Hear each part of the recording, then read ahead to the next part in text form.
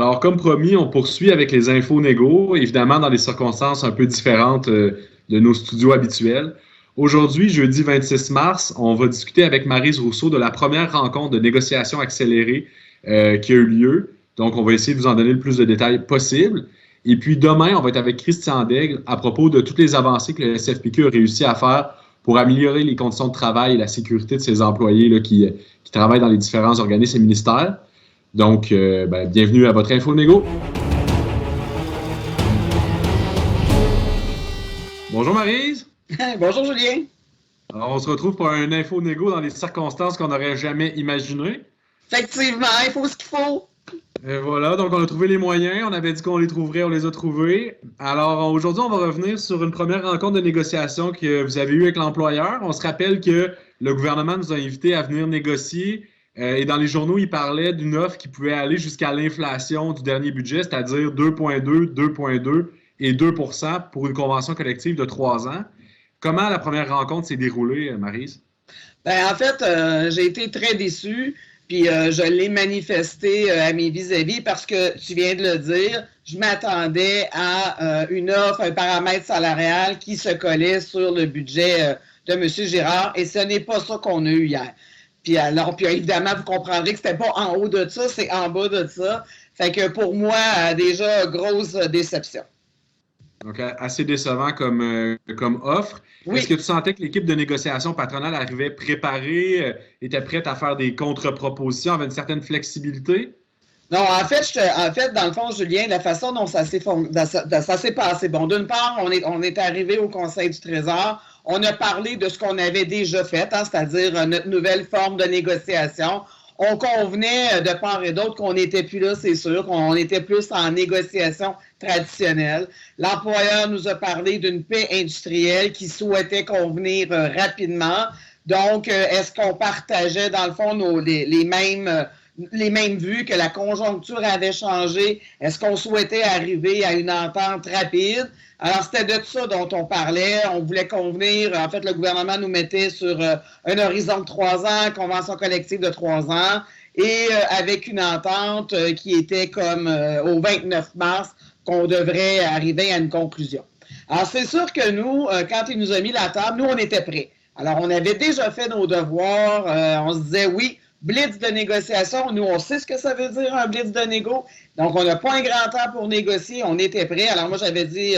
je suis arrivé là, quand ils ont mis la table, j'ai dit, parfait, moi, je suis prête à négocier. Mes demandes, je les ai. Alors, ça les a un peu surpris. Moi, je pense qu'ils s'attendaient à ce que, après qu'il ait mis la table, que j'allais prendre un temps de réflexion, que j'allais peut-être revenir au SFPQ, puis après ça, revenir au Conseil du Trésor. Pas du tout. Alors, moi, j'étais prête. Une fois que je leur ai dit ça, là, c'est là qu'ils sont arrivés, puis que là, ils nous ont dit, voici le paramètre salarial. Julien, je ne peux pas en parler de l'offre comme telle. Pourquoi? Ils nous ont demandé de garder ça pour nous, parce que là, aujourd'hui, je ne le sais pas, mais hier, quand on les a rencontrés, c'était pas tous les syndicats qui avaient été rencontrés. Fait qu'évidemment, ils nous disaient, on veut faire nous-mêmes, le Conseil du Trésor, le dépôt auprès des organisations syndicales. On ne veut pas qu'ils l'apprennent autrement. Fait que c'est pour ça que je ne peux pas parler de l'offre que j'ai eue comme telle, mais je suis capable de te dire que j'étais déçu puis qu'on n'était pas au budget de M. Girard. Ceci dit, quand je dis qu'on s'était préparé, j'avais quand même des demandes. Alors, le paramètre salarial, c'était une chose, mais les demandes qu'on a faites, alors on a demandé, nous, une prime. Alors, une prime qui était pour tout le monde, autant les fonctionnaires que les ouvriers, 5 % sur 3 ans. Donc, prenons l'horizon que ce que le gouvernement nous offrait, là, c'est-à-dire la fenêtre de 3 ans.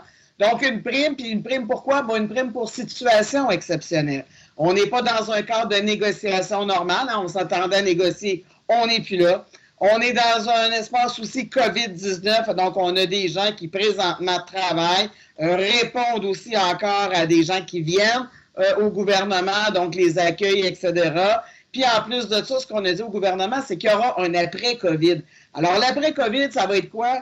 Ça va être des programmes qui vont avoir été mis en place. Il va y avoir une pression sur nos membres. Les membres sont dans première ligne. Alors, c'est pour ça qu'on demandait une prime de 5 %. On a demandé aussi une garantie contre les mises à pied. Donc, dans le fond, le gouvernement, présentement, ce qu'il dit, c'est qu'il n'y a aucune mise à pied au gouvernement, que ce soit les permanents, les occasionnels, etc. Nous, ce qu'on voulait, c'est que cette garantie-là soit pour la durée de la convention collective, parce que ce qu'on veut pas, c'est que si jamais on a une entente, que les occasionnels, que les temporaires, les saisonniers, à la limite, fassent les frais de cette entente-là. Donc, nous, ce qu'on veut, c'est une garantie que personne perd sa job, fonctionnaire, ouvrier, pour la durée de la convention collective. De toute façon, de la job, il y en a en masse, on s'entend, là, présentement. On s'entend. La fonction publique et parapublique, c'est pas exact. Alors, donc, dans le fond, on a demandé ça. On a demandé aussi de procéder à un exercice de relativité externe. Ça fait longtemps qu'on en parle.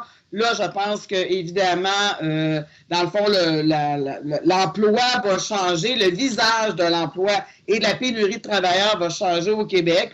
Donc, il faudrait savoir maintenant où est-ce qu'on sera. Ce qu'on a demandé, ce qu'on a offert au gouvernement, c'est de faire une étude de relativité externe, de la confier à un organisme qui est neutre, alors puis qu'il y a de l'expérience là-dedans, l'Institut de la statistique du Québec.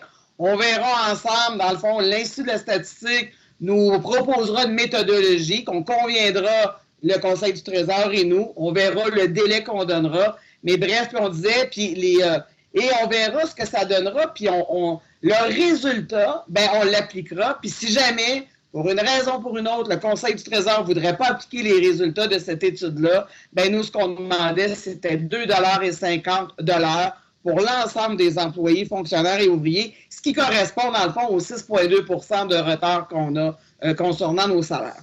On demandait aussi... Maryse, juste une seconde. Oui. Juste pour expliquer un peu la notion de relativité externe, parce qu'on a eu plusieurs demandes de la part des ouvriers qui regardent, par exemple, du côté des villes, une relativité externe, c'est ça, c'est comparer les emplois équivalents dans tous les secteurs d'activité, villes, fédérales, entreprises privées, pour voir est-ce que les salaires sont équitables dans la fonction publique. Et on sait qu'ils ne le sont pas depuis longtemps. Donc, c'est ça qu'on voulait corriger cette inéquité-là. Exact. Puis plutôt que d'arriver en disant on pense que, prenons un organisme neutre qui va aller faire l'évaluation, puis on arrivera avec les résultats, puis on les appliquera. Alors, moi, je pense que de fait, on a un retard. Fait qu'on verra, mais bon. Alors, ensuite de ça, on a demandé que tout ce qu'il y avait dans la convention collective actuelle soit reconduit, donc y compris les lettres d'entente. Alors, la prime pour les ouvriers spécialisés, on avait une lettre d'entente administrative concernant les assurances. On se souviendra que la dernière fois, l'employeur, on est allé chercher 4,03 millions par année. Donc, tout ça, on demandait que ce soit reconduit. On demandait aussi d'ajouter 2 jours de congé mobile. Et est-ce que tu sais, parce que là, ils nous ont donné une date de fin des négociations, essentiellement le dimanche. Qu'est-ce qui arrive à ce dimanche-là, si on n'a pas terminé les négociations? Écoute, Dieu seul le sait, le diable sans doute. J'ai aucune idée. Tu sais, il nous disait, on veut convenir d'une entente dimanche. Alors là, s'il arrive quoi dimanche, si on n'a pas convenu d'une entente, j'en ai aucune espèce d'idée. Et puis, ma dernière question pour aujourd'hui. Les parapublics, on passe à revenus, on parle à CEPAC notamment. Est-ce qu'on sait là, si on peut les inclure dans le processus de négociation accélérée? Alors, nous, on l'a demandé. Tu sais, on trouve ça important. On pense qu'il y a un blitz de négociation, il y a une fenêtre. Alors, on a demandé que toutes nos unités parapubliques, celles qui sont reliées par le Conseil du Trésor avec un cordon ombilical, qu'elles fassent partie de ce blitz de négociation-là. Au moment où on se parle, on n'a pas eu de réponse. Alors, je ne le sais pas. On va continuer à travailler là-dessus. Absolument. Puis, tu sais, c'est sûr que hier, comme je vous disais, on a été déçus. On a été déçus de notre rencontre. On n'a pas fermé les canaux de communication. Bon, est-ce qu'on se reverra, le gouvernement et nous? Tu sais, moi, ce que j'ai dit hier à la table de négociation, écoutez, moi, je suis convaincu qu'on est capable de s'entendre. Mais ceci dit, par exemple, il faut que chacune des parties y trouve son compte. Alors ça, c'était clair. Moi, j'avais passé ce message-là au sous-ministre. J'étais encore à la même place. Si je ne trouve pas mon compte, si je constate que les membres ne trouvent pas leur compte, ben non, évidemment, tu comprendras qu'on ne réglera pas à rabais, c'est pas vrai. Merci beaucoup, Maryse. On se reparle bientôt. Ça fait. Parfait. Bye. On termine ainsi l'info négo qu'on a tourné avec les moyens du bord. Merci pour votre écoute. On va essayer d'en tourner le plus régulièrement possible là, durant toute la négociation accélérée là, qui s'en vient dans les prochains jours. Si vous avez des questions pour notre prochain épisode, n'hésitez pas à les envoyer à communication@sfpq.qc.ca. On va tenter de répondre à un maximum de questions, mais je présume qu'il va en avoir quand même pas mal. Donc, on devra en sélectionner le plus possible. On vous remercie pour votre écoute, puis à très bientôt.